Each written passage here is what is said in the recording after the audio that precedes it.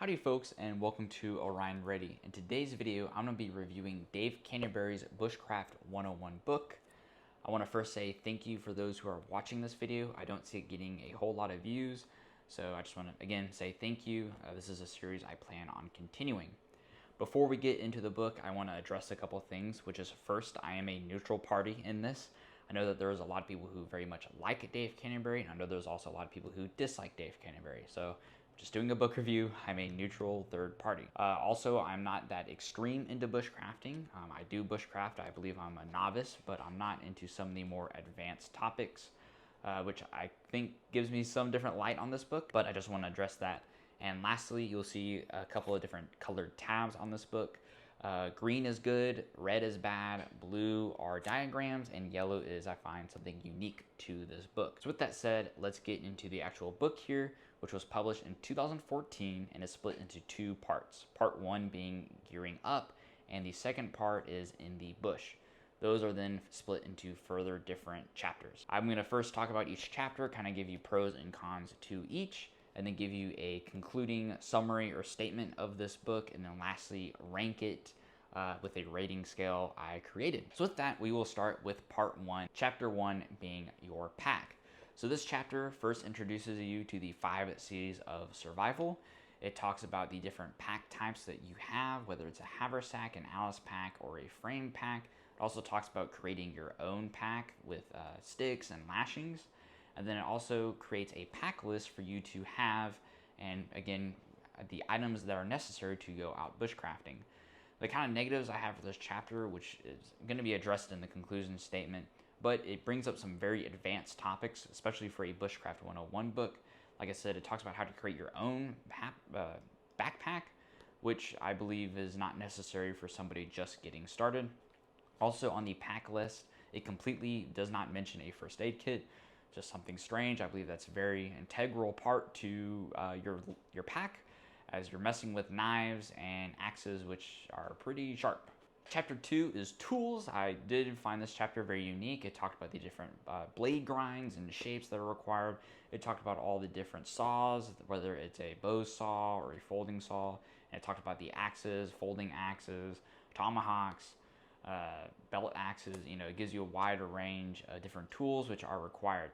It talks about how to maintain those tools, whether it's by the sheaths or sharpening them. I believe the knife portion was pretty good, and mentioning lubricating your knife with olive oil so you can use it for processing your food. And also talks about knife safety, axe safety, saw safety. Keep away from the danger triangle. It also talks about felling a tree, bucking, and different wedges which are required to cut down a live tree. I believe that's, again, a pretty advanced topic for somebody who is just starting, but I guess it's handy to mention.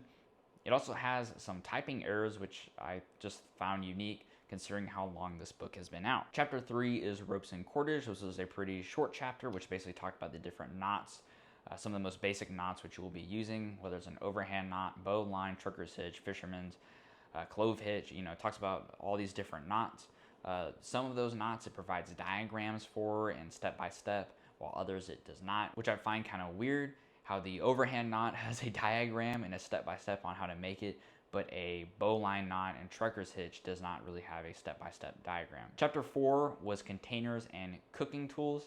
I found this a good chapter. Just pretty much talked about the different types of cooking materials out there, whether it's aluminum, cast iron, titanium, stainless steel, and what's best used for each. But then it mentions, and this is pretty much a direct quote, that plastic water bottles are a waste of time and money. I find that statement absurd. I always carry a Nalgene bottle with me and just have a stainless steel nesting cup, just so I can boil water, but having a plastic water bottle does not take up a lot of weight and gives you the ability to carry a lot of purified water. It also mentions Self-Reliance Outfitters a lot in this chapter, roughly 5 different times. I think that's a little excessive to be pushing his brand. Just something unique to mention. Chapter 5 was coverage. I found this chapter really good. I didn't have anything negative to say about it. It basically just talked about what you'll be needing to basically keep yourself warm, whether it's a sleeping bag, a sleeping bag, a wool blanket, a hammock, different covering options, whether it's tarps or wool cloths, or making your own out of materials provided, such as a lean-to or A-frame. I think this was a really good chapter. I I found it really unique that it mentioned direct steps on how to make oilcloth. Again, I found this chapter really good. Chapter 6 was combustion. It really simply talked about lighters, ferro rods, magnifying glasses, bow drills, and charring tins, and just kind of a step-by-step for each and what they're used for. Part 2 in the bush is then followed up by Chapter 7, which is setting up your camp. It first talks about the 4 W's, or Widowmakers, wind, wood, and water, and it talks about how to properly set up your camp and make sure your surroundings in your area is a proper place to set up. Then talks about camp hygiene and personal hygiene, whether it's where to do your business or keeping your teeth and your clothes clean and making sure your feet are dry and warm, and the proper footwear which is needed to the season you are going out. It then talks about some very simple vocabulary on basically what pitching a tent, striking a camp, or flying the tarp means, and then how to do such, setting up your tarp and the different lashing points and tie-offs that you'll be needed to basically, set up a shelter. Last thing about this chapter is it does have some inconsistency. Just in the previous chapter of combustion, it says all you need is a lighter, ferro rod, and magnifying lens. And then in this very next chapter, it says you need all 3 plus charring tin. I just find that, why not say that in the previous chapter in combustion, but just something small. Chapter 8 was navigating the terrain. It talks about how to use a compass, how to get your bearing, how to, basically pace yourself with pacer beads, the different lines on a map, whether it's a contour line, a ridge line, a saddle, basically everything you need to know about navigating the terrain, how to navigate around an object or over an object, and how to not get lost or have, points of interest on a map. Chapter 9, Trees, the 4 Seasons Resource, was a really short chapter. It talked about pines, oaks, willows, walnuts, and a couple of sassafras trees, basically what they offer, what medicinal properties, and basically what they're best known for. And the last chapter of this book, chapter 10, was Trapping and Processing Game. This was a very long chapter. It was over 30 pages. It talked about how to set up traps, very different primitive traps, how to process game, how to process fish, and again, just really went super overly in depth into trapping and processing game. The different components to a trap, spring traps, long spring traps. Yeah, it was really in depth. I had to reshoot this final bit, so sorry if it looks or sounds different. But lastly, there are 3 appendixes. Appendix A is conserving resources, Appendix B is medicinal and edible plants, and Appendix C is just recipes. Kind of self-explanatory, just gives you a little bit of each. Now for the concluding part, or conclusion on my behalf, is really down to 2 points, which is I don't know the target audience for this book, and I don't think this book necessarily touches all the basic 101 parts of bushcraft. For the target audience point, this book goes between really basic stuff, such as, simple vocabulary of pitching a tent and striking a camp, or it'll talk about, basic ferro rod and lighter, but then it goes into super complex parts of trapping and processing game, creating different cuts for like a log cabin, felling and bucking a tree, and creating your own backpack. For somebody just starting out on bushcraft, I think it's a little too advanced in some parts and should be a little bit more dumbed down. The second issue I have is not addressing all of the bushcraft 101 stuff and not talking about some of the most basic things.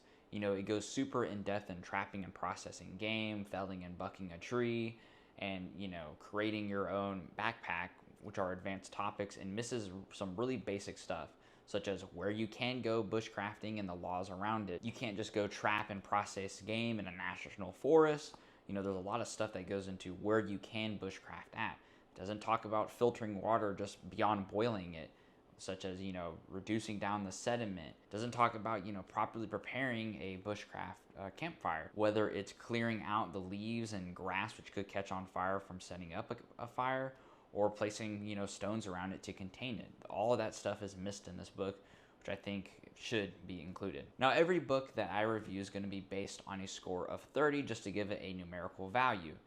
That is going from information, can be scored 0 to 5, diagrams 0 to 5, pertinence 0 to 5, instruction 0 to 5, readability 0 to 5, color 0 to 2, basically if it has some color or full color, and wow factor. So for this book, I give it a score of 21 in total. The major points being taken off from the pertinence, which is not addressing the core topic of Bushcraft 101. I gave that a score of 3 out of 5. I think it could have gone into basics a lot more.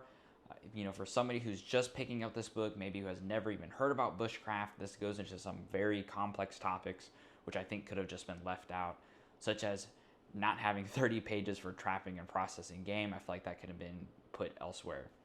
I gave it a 3 out of 5 for instructions, as some of the instructions were kind of complex to understand, and some of the diagrams were not there to read it. For the wow factor, I gave it 2 points because A, it addresses some very specific places which you can buy gear beyond that of self-reliance.